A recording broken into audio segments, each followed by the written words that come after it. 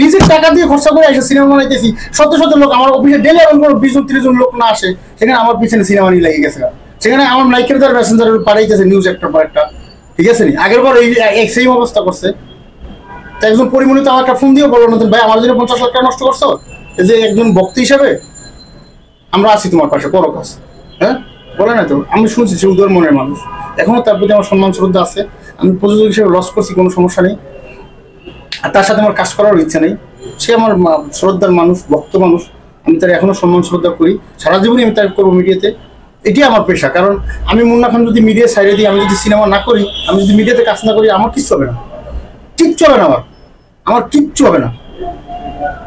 আমি খুব ভালো থাকবো। এখন যেমন চলি তখন রোজ রাইস নিয়ে চলবো। সিনেমা সাইডে দিলে আমি রোজ রাইস নিয়ে চলবো, ঢাকা শহর মারে, ঢাকার রোডে আমি যদি সিনেমা সাইডে দিই, তাহলে এই যে ক্যামেরা বলে রোজ রাইস নিয়ে আমি চলবো, আমি মুন্না খান। কিন্তু ঢাকায় আমার সিনেমার লোকেরা এখন রিক্সা চালায়, গার্মেন্টস চাকরি করে, কুলিগিরি করে, সিনেমার লোকেরা করে, যারা বদনাম করে আর করে, কিনলেই করে এই যে পলিটিক্সের জন্য। আমি নিজের চোখে দেখছি। আর বলতে ভাই কোনো কাজ নাই তো, আপনি একটা কাজ আর কোনো কাজই নেই, টোটালি কমার্শিয়াল। আর সেই কমার্শিয়াল সেক্টরটাকে একমাত্র বুঝতে পারছে সাকিব ভাই।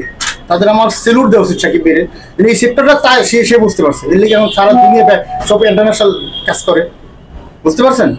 সে বুঝতে পারছে লাত্তি উষ্টা খাইতে খাইতে বড় হয়েছে, ঠিক আছে নি? এখন মেগা স্টার হয়েছি, এখন আমারটা খাও। এটা একদম সত্যি কথা, বাস্তব কি বলেন, এইটাই সত্য, এইটাই সত্য।